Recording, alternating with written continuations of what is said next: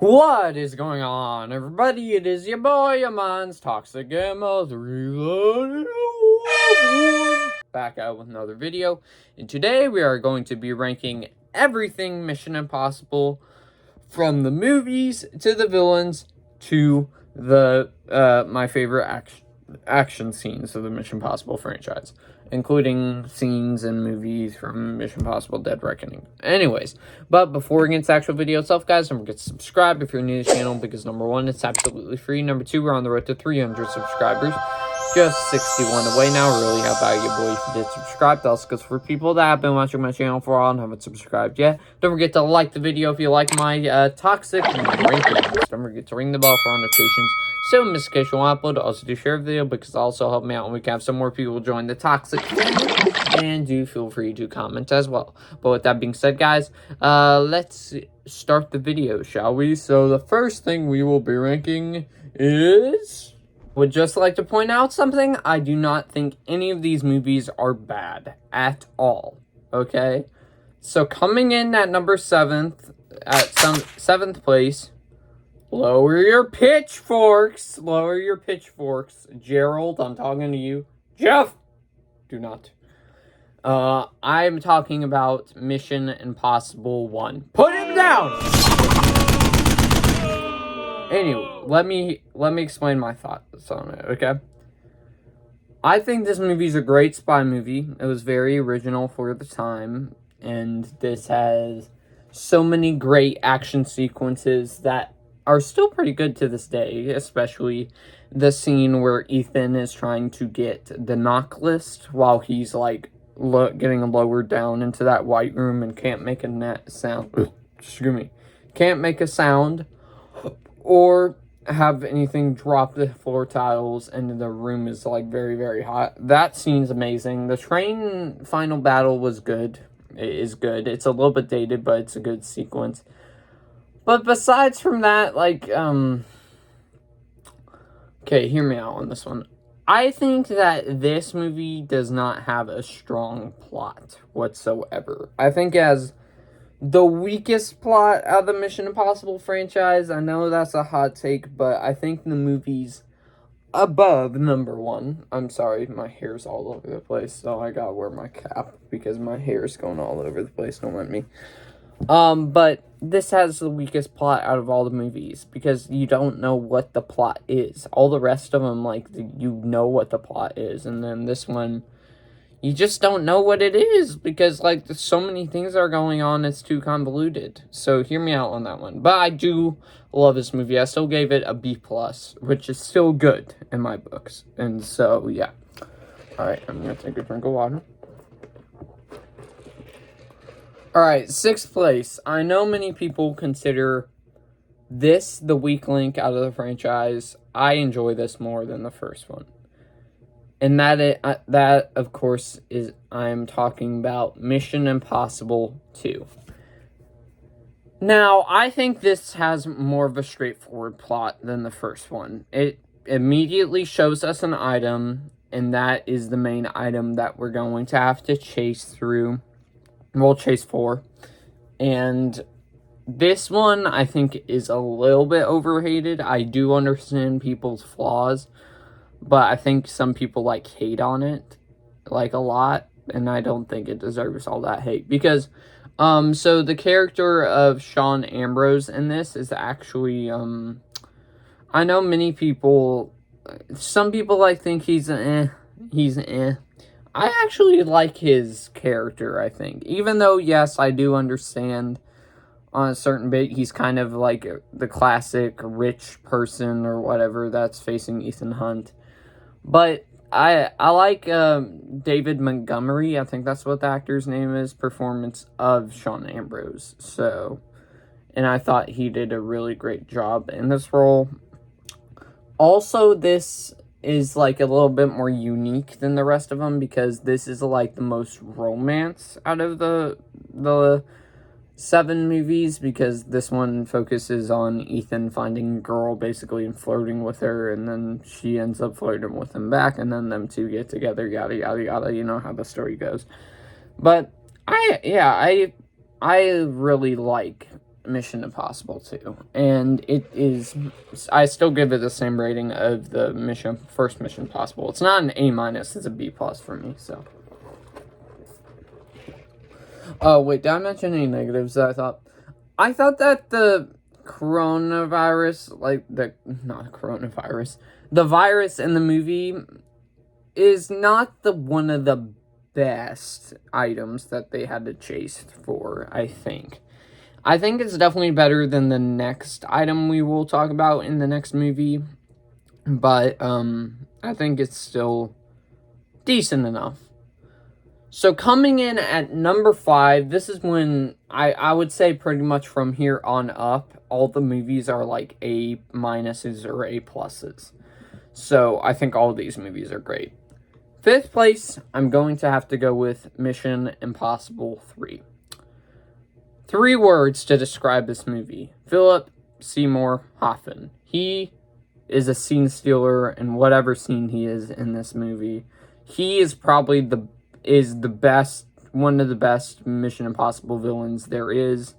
He is when they originally introduce him in the movie, it seems like he's just gonna be a rich guy that they have to interrogate or something like that. But when he gets caught and Ethan reveals himself or whatever, he basically goes like, I gotta prepare myself for this one. Do you have a wife? Because if you do, I'm gonna hurt her. What the heck was that? I'm gonna hurt her. Like, what? Am I like a Texan or something? I don't know, but basically he is the best Mission Impossible villain. A little bit of a spoiler for my ranking for the Mission Impossible villains. And arguably he should have gotten an Oscar. I don't know about that. And it's a shame he's no longer with us. Also, the action, this is the most darkest out of the Mission Impossible movies, I think. There's not much humor at all. And it has like a very serious tone, which I appreciate, and they don't try to add so many jokes to basically get rid of the original moment, get rid of the serious moments. I'm talking to you, MCU. Sorry, I have to add something in my throat there. But anyways, as I was saying, what other stuff can I think of? They bring Luther back, which is great to see him back. He's another great character. And I also bring 2 new characters in here that I think are pretty good, pretty decent, even though I think they're forgettable, but I do like their characters quite a bit. And the only flaw I really have with this is the rabbit's foot. I don't know how to feel about that item. It's just, It's probably, for me, it's the weakest item out of the franchise that they have to get. So, yeah, and it's kind of underwhelming. But I do like how Ethan's married now in this movie, so that makes the stakes a little bit higher. And this is the first movie because Scream 3, I said this in my full review of Mission Impossible 3, Scream 3 said this best. When it's the third one, all stakes are gone. Everybody's like, no, not all stakes are gone. The stakes are very high on us losing some characters. So you get worried for every character in this. So, which they do a good job on. And this is the one that introduced Benji, which is another great character, so which we'll talk about more in the later movies. Alrighty now, let's go on to number 4th place for me, and that is Mission Impossible Rogue Nation. Now, I still think this is a great action movie. The only problem I have with it is I think this one might be a little too comedic. Because if I want my Mission Impossible movies to be like mixed with some serious elements and then some like humorous elements. And I feel this one's the most. No, actually, I would say it's the second most comedic because Mission Impossible 2 is kind of comedic. But this one still feels a little bit too comedic. But most of the humor does land when it's on the hand of Benji, when he's using that line, and also how Luther and Jeremy Renner's character, I forgot what his name was, but how them two get along, it's pretty funny. Also, the opera sequence in this is really great stuff. Probably one of my favorite scenes of the Mission Impossible franchise, probably. It's just really, really great stuff, which I had one scene in the Mission, hang on, I'm switching that. Opera sequence. Okay, give you a little bit of a teaser there. What other great stuff? The underwater sequence is another great scene in here where Ethan has to be underwater for 3 minutes, I think, and he has to put you saw it in the montage, unless if I had the montage, where he tries to put a card in a certain valve, and, yeah, he, is really, that scene is really intense, and you do feel the intensity there. Now, moving on to 3rd place. 3rd place for me is going to be Mission Impossible Ghost Protocol. Now, before Fallout came out, this was my favorite, because first thing that comes to mind, the Dubai. Is it Dubai or is it Saudi Arabia? I forgot where it was, but it's Saudi Arabia. So it has the tallest tower in the world, and Ethan has to retrieve, I forgot what he has to retrieve, but he has to go to a certain floor number, and he has to climb on the side of the biggest tower in the world at the time, and oh my goodness, that scene is so intense. And it's just great stuff, and even though I know what's gonna happen, I still get because if you know your boy, I hate heights. So yeah, and that scene always gets me. Also, the new addition of Jeremy Renner's character is actually pretty cool. One of the best new characters that get introduced in the movies. Hopefully we get to see him back sometime soon. I don't know, because of Jeremy Renner's unfortunate injuries. Excuse me, but he is a great addition to the franchise. The main chick or whatever, she's okay, I guess. She's decent enough, I guess, but she's not one of the best Mission Impossible girls. And the only major problem I had with this movie is the villain. Even though I love this movie to death and gave it an A+, the villain is not that very well developed, I think. Alright, now moving on to 2nd place, I have the newest one, Mission Impossible Dead Reckoning Part 1. Let's just say that, get this out of the door. I thought this is the best movie of the year so far. This is the best movie of the year so far for me. The action sequences were great. The characters get further development. The new addition of Grace, played by Haley Atwell in this movie, is another positive. The villain was a decent enough villain. I was expecting him to be like, oh, he's going to be poorly developed. But he's actually, I know people don't necessarily enjoy what some parts of his character was in the past. I think it worked for me. And I also really, usually most two-part, like, part one endings usually leave it off of a cliffhanger and you go, ah! This one, you do not. Luckily, you do not do that. Because I think it ends on a perfect note for a part one movie. And it doesn't end like, oh, I hate that. We're going to have to wait another year for this. I can't wait for the next movie, but the ending was good. So, okay, and also they add in artificial intelligence in here as the main villain. And that's not a spoiler, by the way. It's in the plot. Out of the artificial intelligence type plots, I think this one actually works the best, even though it gets a little bit repetitive at some points in different movies. But this one, it actually works for me. And the only mixed aspect I have is, I'd talk more in depth with spoiler review, but let's just say a character gets sidelined through the movie, and I don't necessarily how I feel about it, because I think they could have probably been used in the story. Then also I think maybe they couldn't have been used in the story, and they might have not fit well. But with that being said, let's move on to our number one.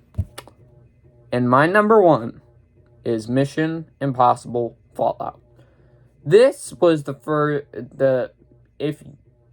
movie that beat Mission Impossible Ghost Protocol for my favorite movie of the Mission Impossible movies. Just all the action scenes are great. They have this sort of, how do I explain it? The tone in the movie, the kind of, whatchamacallit, how the movie looks, it definitely fits the tone. Also, it adds some new characters in here. For example, August Walker, played by Henry Cavill, one of the best Mission Impossible villains. Also develops characters that you didn't really care about in the other ones, and it builds them up quite a bit. For example, Alec Baldwin's character from Mission Impossible Rogue Nation. This one, they do build up his character a little bit more to be more likable. Also, there further character development of, I forgot to mention this about talking about Mission Impossible Rogue Nation, but the villain in that is Solomon Lane, and they bring him back in this movie, and they make him more creepy and terrifying. And they do a great job of building him up and making him be a menace towards Ethan. So, yeah, and the only mixed aspect I had is the wait time, but I still don't know if you could take out those parts and then the movie be shorter. I don't know. But with that being said, Mission Impossible Fallout comes out at number 1. Alright, now let's move on to ranking the villains of the franchise, shall we? So coming in at number 7 is unfortunately Hendrix from Mission Impossible Ghost Protocol.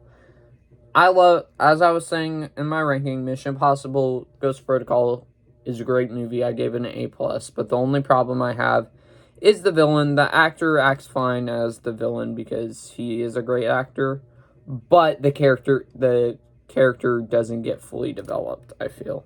So, and he's just not that interesting compared to the rest of the Mission Impossible villains. So, that's why he comes in at 7th place. 6th place, I have the new villain in the franchise, human villain, I should say. I'm only counting human villains. It is Gabriel from Mission Impossible Dead Reckoning. Like I said before, he has an interesting past with Ethan in this movie. I'm not going to say what, but he has a very interesting path with him. But besides from that, he's a decent villain. He's not one of my favorites, and it is a part 1, so I can't judge the villain entirely, because part 2 will be eventually coming out, so, and they might further develop his character, who knows. But yeah, he comes in at number 6. Coming in at number 5, I have Jim Phelps from Mission Impossible 1, played by Jon Voight. I thought the reveal was kind of obvious that he was going to be the killer, to be honest. Not the killer, but be the villain of the movie. I thought it was kind of obvious. But he does do a good job of, like, psyching Ethan and saying, oh, I'm your mentor, pretending to be sort of a mentor or whatever, and he is built up pretty good, I think, as a villain, but I don't necessarily like him as much as the other villains. Fourth place, I know this might be a hot takes probably, but I have Sean Ambrose from Mission Impossible 2. I said this, I'm talking about Mission Impossible 2 earlier. I think he is an overhated villain, even though, yes, he does kind of play the same, typical billionaire that owns everything villain. But this one, David Montgomery, I'm pretty sure that's what the actor's name is, acts great as the villain in this, because there's some genuinely funny moments with his character, and then also there's some serious moments with his character. So, yeah. So now coming in at number 3, I would say the top 3 are great. August Walker. I know most people would put him as the best villain probably. I think he's a great villain, and it's a shocker that he turns out to be a villain. And Henry Cavill plays him to greatly. I don't enjoy him as much as the other 2 villains on this list. Coming in at number 2, I have Solomon Lane from Rogue Nation and Fallout, because they build him up from Rogue Nation and Fallout basically being the big villain, even though he gets kind of overshadowed by August Walker. But he's still a great villain, I think, and still isn't intimidating, and he almost kills Benji, but luckily Elsa saves Benji, thank goodness, and he is a very creepy villain in Fallout. They definitely built him quite well. But coming in at number 1, if you couldn't tell already, I'm going to put Owen Davian from Mission Impossible 3. I could not praise Philip P. Seymour Hoffman's performance enough as the villain in this, because he was probably robbed of being... He might have got the best Oscar for a villain during that time. I don't know. But with that being said, that is the villains done. Now we will move to our final category. So, transition! Alright, final thing we are ranking is the top 5 favorite action scenes of mine. Top 5, so I'll just breeze by these because I already talked about these. So, 5th place is the taxi scene from Mission Impossible Dead Reckoning Part 1. It is a fun little scene where Haley Atwell's character Grace and Ethan are handcuffed, and they keep on switching around in the car because of the momentum, and they trade driving or whatever. So it's really fun. 4th place is going to be the opera scene from Rogue Nation. It's a very cool scene, and yeah. 3rd place, I have Mission Impossible 1, that iconic scene where, he's trying to not touch the ground or let anything touch the ground. So, yeah.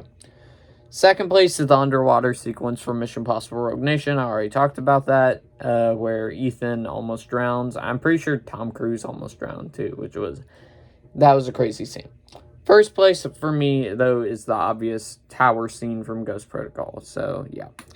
But which I talked about Ghost Protocol. But with that being said, guys, I hope y'all enjoyed this video of me ranking everything Mission Impossible from the worst to the best. Don't forget to subscribe if you're new to the channel, because number 1, it's absolutely free. Number 2, we're on the road to 300 subscribers, just 61 away. Now, I really have by you, boy, if you did subscribe. That also goes for people that have been watching my channel for a while and haven't subscribed yet. Don't forget to like the video if you like my toxic rankings. Don't forget to ring the bell for notifications. Some notification will upload, also to share the video, because it'll also help me out, and do feel free to comment as well. But with that being said, guys, I'll see you in the next one, everybody.